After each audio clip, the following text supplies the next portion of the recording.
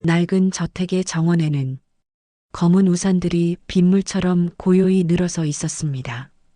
서늘한 바람이 불 때마다 향 냄새가 번지고 흙 위에는 조문객들의 신발 자국이 어지럽게 남았어요. 한영수의 영정 사진은 단단한 나무 틀 안에서 빛을 머금고 있었고 그 앞에는 하얀 국화꽃이 산처럼 쌓여 있었습니다. 장례식장은 겉보기엔 엄숙했지만 사람들의 시선은 애도가 아닌 계산으로 가득했죠. 유산이 꽤 된다더라. 둘째는 손도 못 대겠지. 속삭임이 오가며 허공에 섞여 사라졌습니다. 한도윤은 고개를 숙인 채 조문객을 맞이했어요. 그의 얼굴에는 피곤이 묻어 있었지만 끝내 흐트러지지 않았습니다. 그는 아버지의 죽음이 슬프기보다 한 시대가 끝났음을 느끼고 있었습니다. 모든 책임이 이제 자신에게 쏠렸다는 것을 알고 있었죠. 그는 형식적으로 허리를 숙이며 사람들의 손을 맞잡았지만 눈빛은 한 곳에 닿지 않았습니다. 조용한 구석에 둘째 아들 한재훈이 서 있었습니다. 그의 옆에는 윤소희가 검은 옷차림으로 앉아 있었죠. 그녀의 손가락에는 얇은 금반지가 반짝이며 마치 어둠 속에서 유일한 불빛처럼 보였습니다. 재훈은 한참 동안 영정을 바라보다가 고개를 돌렸습니다. 눈빛엔 복잡한 감정이 섞여 있었어요. 원망과 후회, 그리고 놓치지 않겠다는 묘한 의지가 섞여 있었습니다. 그는 이미 마음속으로 결심을 세운 듯했죠. 소희는 주변을 살피며 낮은 목소리로 물었습니다. 이제 다 끝난 거죠? 재훈은 대답하지 않았습니다. 대신 주머니 속에서 구겨진 봉투를 꺼내 쥐었습니다. 그 봉투에는 아버지의 서명이 흐릿하게 남아 있었어요. 그는 그것을 한참 바라보다 주머니 깊숙이 넣었습니다. 도윤은 멀리서 그 모습을 보고 잠시 눈살을 찌푸렸습니다. 동생이 장례식 내내 영정보다 금고가 있던 서재 쪽을 바라보는 것을 그는 눈치챘습니다. 또 무슨 생각을 하는 거냐? 속으로 중얼거리며 조용히 발걸음을 옮겼죠. 밤이 깊어가자 사람들은 하나둘 떠났습니다. 향이 거의 꺼져가고 천막 안엔 가족들만 남았습니다. 도윤은 마지막으로 절을 올리고 상복을 정리했습니다. 이제 그만하자, 내일 다시 모이자. 그의 목소리는 단호했지만 지쳐 있었습니다. 재훈은 천천히 고개를 끄덕였어요. 그러나 그가 향한 곳은 영정이 아니라 저택 안쪽의 어두운 복도였습니다. 그의 발걸음은 망설임이 없었고 눈빛은 차갑게 식어 있었습니다. 소희는 그를 말리지 않았습니다. 오히려 손끝으로 그의 팔을 살짝 잡고 미소를 지었습니다. 이제 진짜 시작이에요.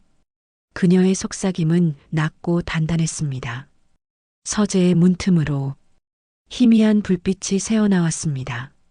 재훈은 문을 열고 들어서자마자 낯선 정적에 휩싸였습니다. 벽에는 아버지의 젊은 시절 사진이 걸려 있었고 책상 위에는 금고가 놓여 있었습니다. 그 금고는 작지만 묵직했고 열쇠는 이미 그가 손에 쥐고 있었죠. 끝까지 나를 무시했지. 그가 낮게 중얼거렸습니다. 금속 소리가 어둠을 가르며 울렸습니다. 금고 안에는 반듯하게 정리된 서류들과 카드 한 장이 들어 있었습니다. 그는 떨리는 손으로 카드를 꺼내 들었어요. 빛을 받자 금속 글자가 반짝이며 한영수라는 이름이 선명히 드러났습니다. 그 순간 재훈의 입가에 미묘한 미소가 떠올랐습니다. 그것은 애도도 슬픔도 아닌 또 다른 감정이었죠. 오래 묵은 분노가 조용히 깨어나는 순간이었습니다. 밤은 깊었고 저택의 불빛은 거의 꺼져 있었습니다. 한재훈은 서재 안에서 금고 문을 닫으며 조용히 숨을 골랐어요. 손끝은 차가웠지만 심장은 거세게 뛰고 있었죠. 그는 잠시 의자에 앉아 금속 카드의 무게를 느꼈습니다. 그동안 자신을 눌러왔던 아버지의 그림자가 금고 속에 갇힌 듯 했어요. 문 밖에서 발소리가 들리자 그는 급히 카드와 서류를 상자 안에 숨겼습니다. 윤소희가 조심스레 들어와 커튼을 내렸습니다. 지금이 기회예요. 유언장 공개 전에 움직여야 해요. 그녀의 목소리는 낮고 단단했습니다. 재우는 그녀의 눈빛을 잠시 바라보다 고개를 끄덕였어요. 그의 표정에는 망설임보다 결심이 짙게 드리워졌습니다. 두 사람은 서류 봉투를 검은 가방에 넣고 천천히 거실로 향했습니다. 복도에는 조문객들이 남긴 꽃향이 가득했고 그 냄새는 이상하게 답답했어요. 소희는 가방을 들고 앞서 걸으며 뒤를 몇 번이나 돌아보았습니다. 형은 절대 몰라야 해요. 그녀가 속삭였죠. 재우는 대답하지 않았지만 얼굴에 짧은 미소가 스쳤습니다. 그 시각 도윤은 손님들을 배웅하고 현관에서 남은 조문품을 정리하고 있었습니다. 그의 눈에 동생 부부의 그림자가 스쳤습니다. 잠시 후 서재 불빛이 꺼지는 것을 보고 그는 미간을 좁혔습니다. 저 시간에 서재라니. 그는 작은 의심을 품었지만 그대로 넘어갔습니다. 그가 다시 장례식장 안으로 들어갈 때 재훈과 소희는 이미 문 밖으로 향하고 있었죠. 차 안은 침묵으로 가득했습니다. 와이퍼가 빗물을 밀어내는 소리만 들렸습니다. 소희는 내비게이션에 주소를 입력하며 말했어요. 한 번만 성공하면 모든 게 달라질 거예요. 재호는 창밖을 바라보다 입을 열었습니다. 이건 복수예요. 나 자신에게.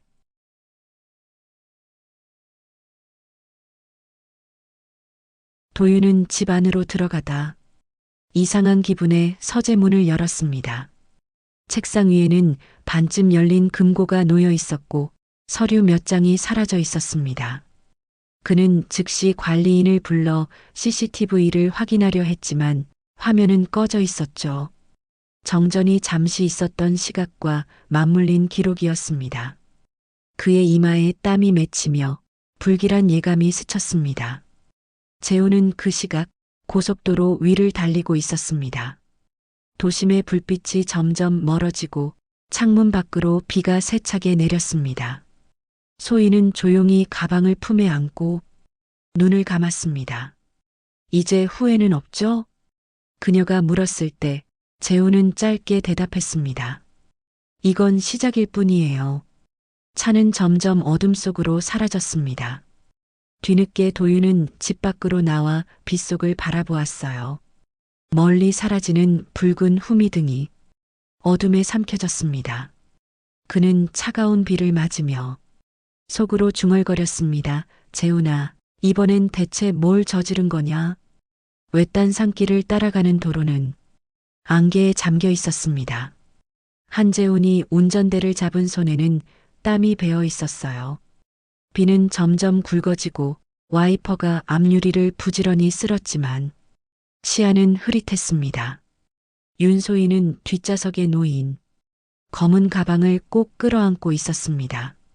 그 안에는 카드, 현금, 그리고 몇 장의 서류가 뒤섞여 있었죠. 조금만 더 가면 돼요. 내비에 안 찍히는 길이에요. 소희는 차창 밖을 보며 차분하게 말했습니다. 재호는 대답 대신 브레이크를 밟으며 고갯길을 올랐어요. 그의 눈은 도로보다 거울에 비친 자신의 얼굴을 더 자주 보고 있었습니다.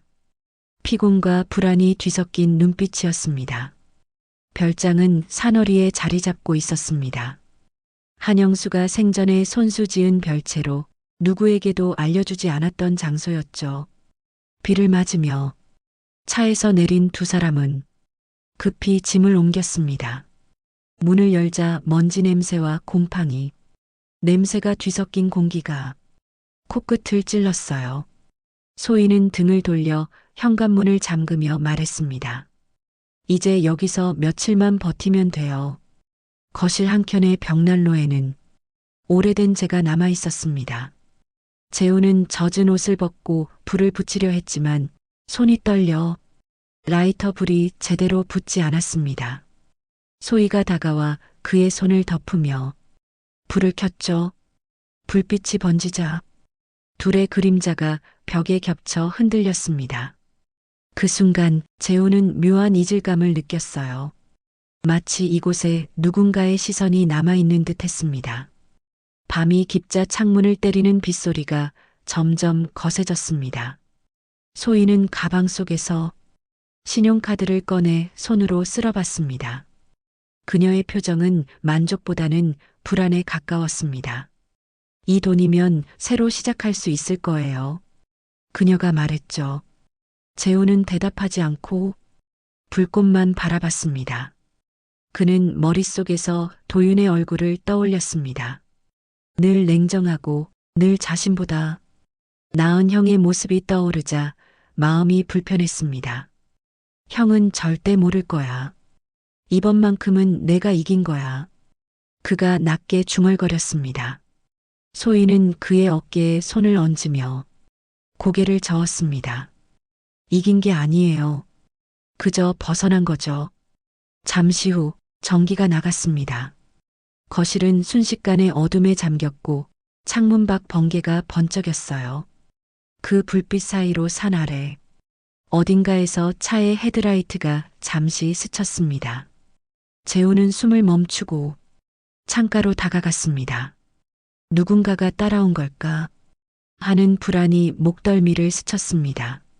소희는 이미 침착하게 휴대폰을 꺼내들고 통신 신호를 확인했습니다.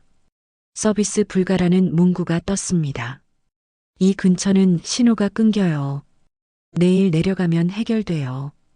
그녀는 담담했지만 눈빛은 날카로웠습니다. 그녀가 뒤돌아섰을 때 재우는 아직도 창문 너머를 보고 있었습니다.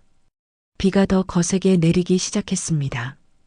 별장 안은 고요했지만 창밖의 어둠은 살아 움직이는 듯했죠. 재우는 조용히 불 꺼진 벽난로 옆에 앉았습니다. 손끝에 남은 라이터의 냄새가 유난히 강하게 느껴졌습니다. 그는 마음속으로 되뇌었습니다. 이제 돌아갈 길은 없어요. 폭우가 쏟아지는 새벽 산길 아래로 한 줄기 차빛이 올라오고 있었습니다. 별장 안에서 재우는 창문에 귀를 기울였어요. 멀리서 들려오는 엔진 소리에 그의 눈빛이 흔들렸습니다. 윤소희는 불안한 표정으로 서류 가방을 껴안으며 물었어요. 누가 오는 거예요? 형일지도 몰라요. 재훈의 목소리는 낮고 떨렸습니다. 거실의 전등이 깜빡이며 꺼졌습니다. 어둠 속에서 번개가 치자 창문에 젖은 얼굴이 스쳐갔습니다. 그는 본능적으로 서랍을 열어 권총을 꺼냈습니다. 손끝이 식은 땀으로 젖어 방아쇠 위에서 멈췄습니다. 소희가 숨을 죽이며 그를 말렸습니다. 재훈 씨, 이러면 돌이킬 수 없어요. 하지만 그는 대답하지 않았습니다. 문 두드리는 소리가 울렸습니다. 재훈아, 나야 낫고. 차분한 도윤의 목소리가 빗소리 사이로 들려왔습니다. 그 한마디에 재훈의 손이 순간 굳어버렸습니다. 그는 조용히 문을 열었고 젖은 코트를 입은 도윤이 서 있었습니다. 형의 얼굴엔 분노보다는 실망이 짙게 묻어 있었어요. 이게 내가 할 짓이냐? 도윤의 목소리는 낮지만 단단했습니다. 아버지가 죽은 지 며칠이나 됐다고. 이런 짓을 해? 재훈은 그 말을 듣고 웃음을 흘렸습니다. 아버지는 살아계실 때부터 나를 죽였어요. 돈으로, 말로, 시선으로. 그의 웃음은 금세 사라지고 대신 눈빛에 슬픔이 번졌습니다. 도윤은 한 걸음 다가갔습니다. 그래서 훔쳤다는 거냐? 복수가 그거냐? 재훈은 총을 들어 올리며 형을 향해 겨눴습니다. 형은 평생 아버지 편이었잖아요. 형이야말로 진짜 공범이에요.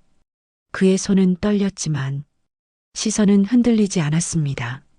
천둥 소리가 울리며 별장이 순간 번쩍였습니다. 그 빛 속에서 두 사람의 얼굴이 마주쳤습니다.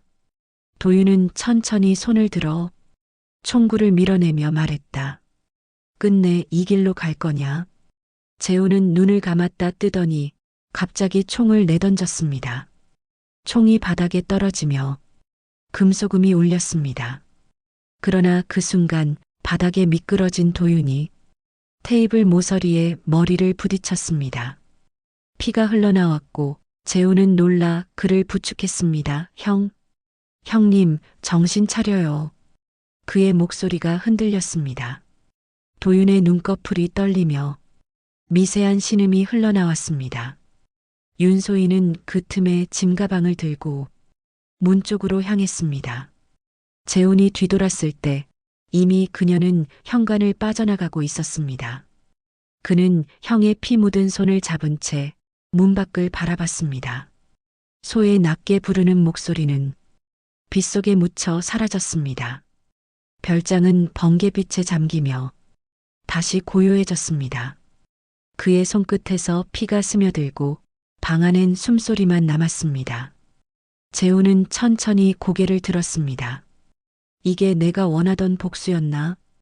그의 입술이 떨리며 미소인지 절망인지 모를 표정이 스쳤습니다. 창밖의 빗방울이 유리창을 때리며 천천히 흘러내렸습니다. 회색빛 새벽이 별장을 덮었습니다. 빗소리는 잦아들었지만 공기는 여전히 축축했고 거실엔 피비린내가 맴돌았어요. 한재우는 바닥에 쓰러진 도윤 곁에 앉아 있었습니다. 형의 머리맡엔 붕대처럼 찢은 천 조각이 감겨 있었고 그의 손에는 아직도 미약한 온기가 남아 있었습니다. 재훈의 얼굴은 창백했지만 눈빛은 멍했습니다. 그는 밤새 형 곁을 지키며 무언가를 중얼거렸습니다. 내가 이렇게까지 하려던 게 아니었어요. 그의 목소리는 허공에 부딪혀 흩어졌습니다.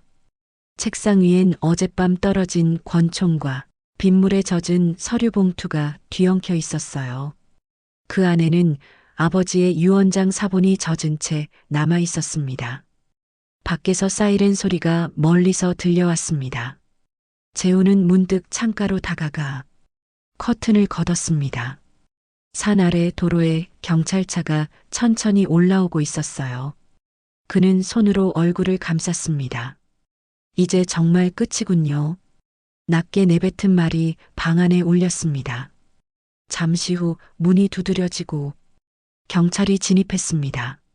한재훈 씨, 당신을 체포합니다. 그는 저항하지 않았습니다. 도윤을 들쳐업은 구급대원이 그를 지나쳤고 그의 손끝이 잠시 형의 손에 닿았습니다.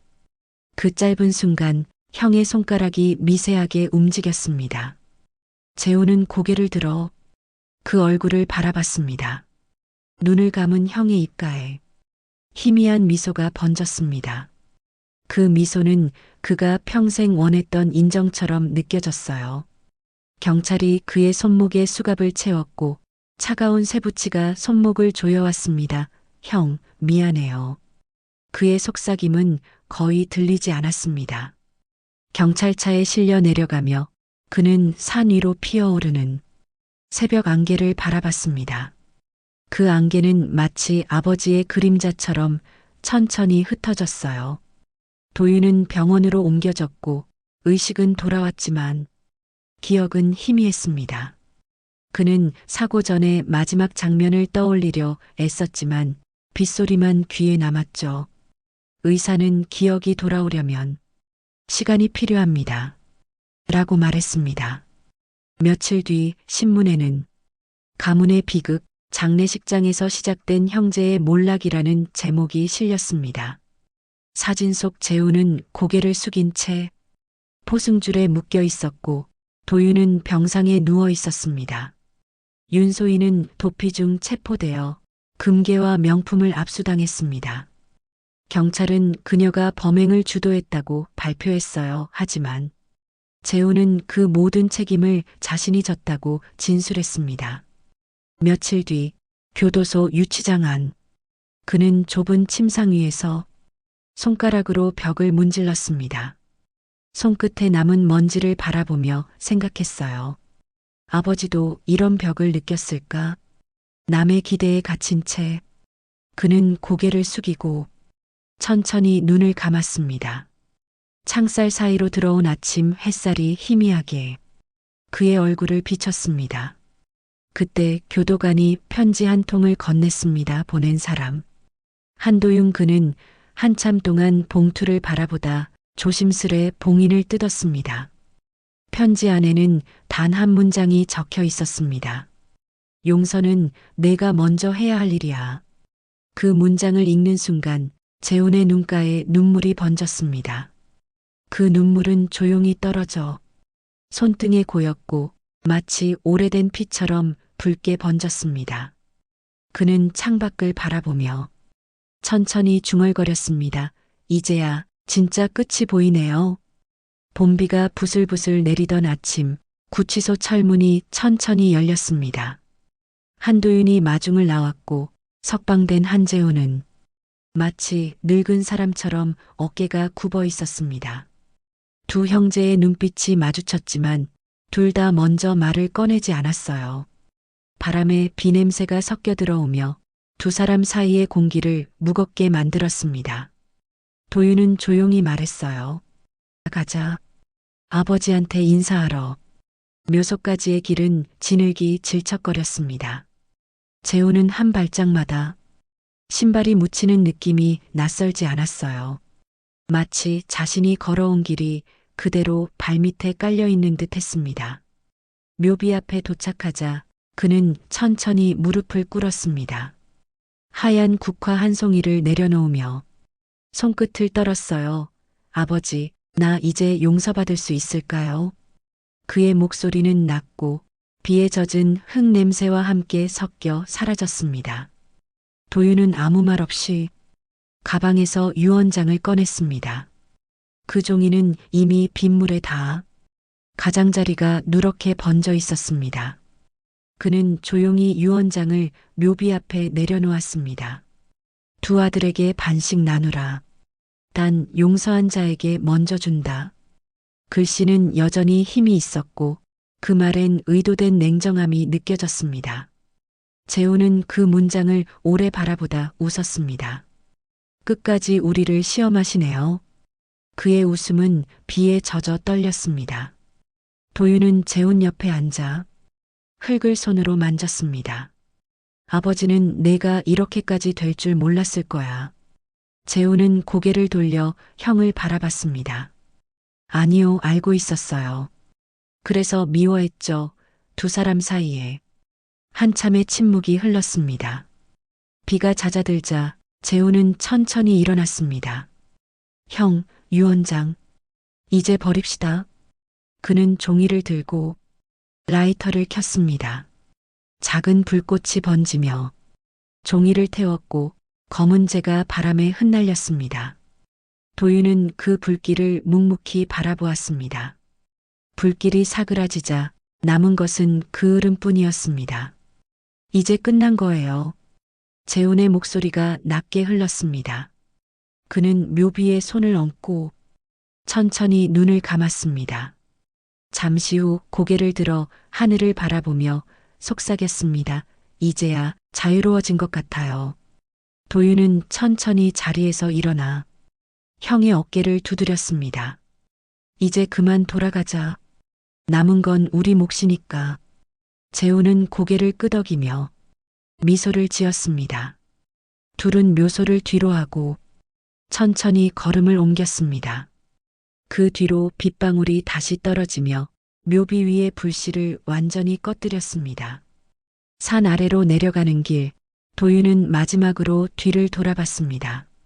묘비 위엔 재의 흔적만이 희미하게 남아 있었습니다. 그는 속으로 중얼거렸습니다. 이제 진짜로 끝났구나. 그러나 재훈은 그 말을 듣지 못한 채 조용히 발걸음을 멈췄습니다. 그의 눈가엔 아직 마르지 않은 눈물이 반짝이고 있었죠. 1년이 흘렀습니다. 도윤은 아버지의 회사를 정리하고 도시를 떠났습니다. 그는 산 아래 작은 마을에 공방을 세웠어요. 이름 없는 나무들을 깎으며 하루를 보내는 일이 이제 익숙했습니다. 사람들은 그를 조용한 장인이라 불렀지만 그 눈빛 속엔 여전히 그림자가 남아 있었죠. 공방 한켠에는 한재훈의 사진이 걸려 있었습니다.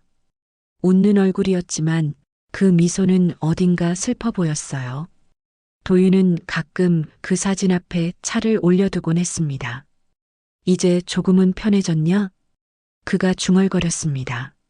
목소리는 낮고 부드러웠지만 끝에는 묘한 떨림이 섞여 있었습니다. 그날 오후 낯선 여자가 공방 문을 열고 들어왔습니다. 검은 외투를 입은 윤소희였습니다. 그녀는 조심스레 문을 닫고 말없이 고개를 숙였습니다. 도윤은 잠시 놀란 듯 그녀를 바라보다 의자를 권했어요. 출소하셨군요. 그녀는 짧게 고개를 끄덕였습니다. 그 사람은 마지막까지 형님 얘기를 했어요. 그녀의 목소리는 조용했지만 뚜렷했습니다. 감옥에서도 형님 편지를 기다리더군요. 하루도 빠짐없이. 도윤은 잠시 눈을 감았습니다. 대답 대신 찻잔을 내밀었죠. 따뜻한 김이 두 사람 사이를 천천히 메웠습니다. 소희는 손가방에서 낡은 봉투를 꺼냈습니다. 그 사람이 남긴 마지막 편지예요.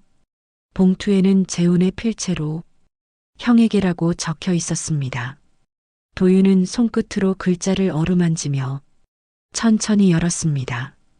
안에는 짧은 문장 하나가 적혀 있었습니다. 형, 나 대신 아버지를 용서해 주세요.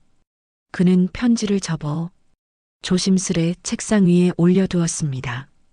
눈가가 붉어졌지만 눈물은 끝내 떨어지지 않았습니다. 소희는 자리에서 일어나 조용히 절을 했습니다. 이제 제 몫은 다 했어요. 그녀의 뒷모습은 비오는 하늘처럼 희미했습니다. 문이 닫히자 공방 안은 다시 고요해졌습니다. 도윤은 벽에 걸린 조각들을 바라봤습니다. 그중 하나는 두 개의 손이 맞잡은 형상이었죠. 그는 나무결을 따라 손끝으로 쓸며 천천히 숨을 내쉬었습니다. 이제 됐다, 재훈아. 그가 낮게 속삭였습니다. 창밖에는 봄비가 그치고 햇살이 내려앉았습니다. 그 빛은 마치 묘비 위를 덮던 그날의 빛과 닮아 있었어요. 도윤은 잠시 하늘을 올려다봤습니다.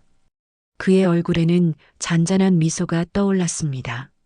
마침내 오래 이어진 죄와 용서의 고리가 조용히 끊어진 순간이었습니다.